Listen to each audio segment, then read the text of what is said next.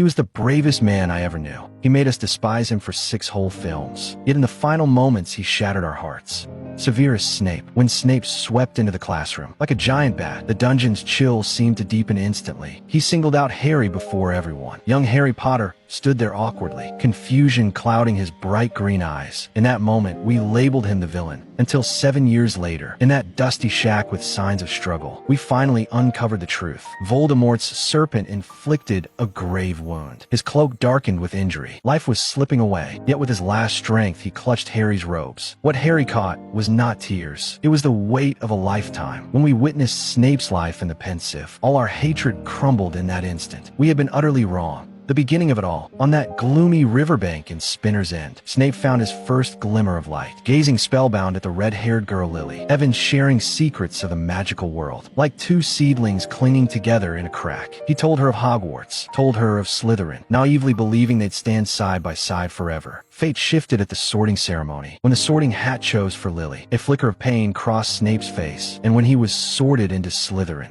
he and Lily exchanged a distant look. An invisible wall divided their worlds from then on. 5th year James Potter used the Levi Corpus spell to hang Snape upside down, suspending him midair, his shabby undergarments exposed. The spectators' laughter cut into his heart like knives. Lily rushed to defend him, lowered Snape in utter humiliation, turned on Lily who protected him, shouting the word that tore their lives apart, mudblood. He struggled to explain, but Lily had already walked away. At that moment, he pushed away his only light. That regret seeped through his life, like a venomous poison. Without Lily, he chose a dark path, following Voldemort as a Death Eater. He thought power could fill the void, until at the Hog's Head, he overheard the prophecy about a boy born in late July. When he gave it to Voldemort, he thought it was just a boast, until Voldemort targeted Lily Potter's son. He was thunderstruck. He had doomed the one he loved. Snape stumbled into Hogwarts, kneeling before Dumbledore, pleading, "Hide them." Dumbledore asked what he offered in return. Anything, a vow for a lifetime. From then on, Snape walked the hardest path in the wizarding world, between Voldemort's killing curses and Dumbledore's chess games. He became a double agent,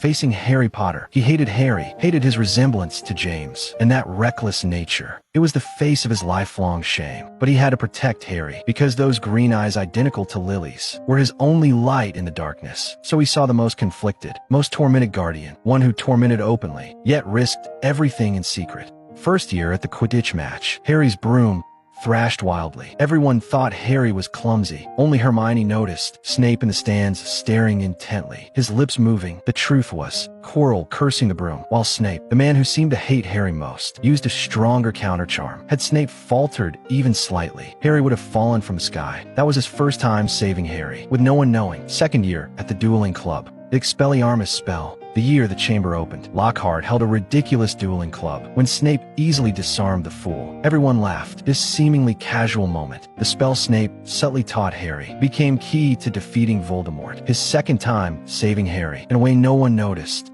Third year at the Shrieking Shack, as Lupin transformed dangerously, Snape burst in first, shielding Harry, Hermione, and Ron, using his own body as a barrier. Wand aimed at the raging werewolf. Though he despised James Potter, despised Sirius Black, when the children were in danger, he chose protection, his third time saving Harry, in a way he scorned.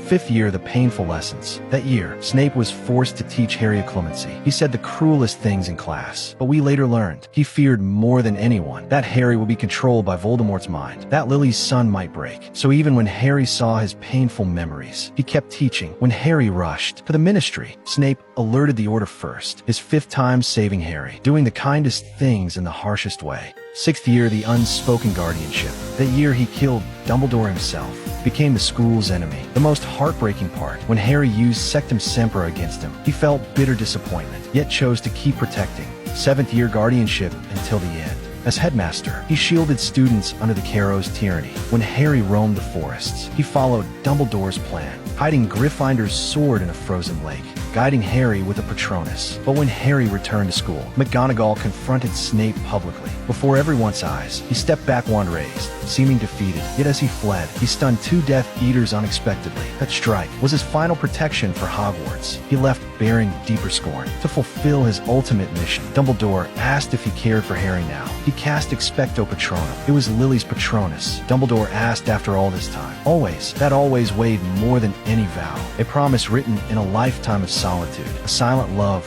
lived through sacrifice, the single candle he lit in his darkness, the last dignity held fast for love. Harry named his son for 2 Hogwarts headmasters, one from Slytherin. Harry called him the bravest man he knew. Why the bravest? When the world saw him as a traitor. He chose silence, when his heart bore the deepest pain. He chose endurance, when fate demanded he send the boy to die. He gave his life to pave the way, not fairy tale heroism, but the most extraordinary choice an ordinary man could make. Now, as Harry Potter becomes legend, Severus Snape's name echoes like that eternal always in every heart that believes in love, the hero guarding light in darkness, the wise soul who defined love through hate. Hogwarts, eternal guardian, always. ¿Te gustó el resumen?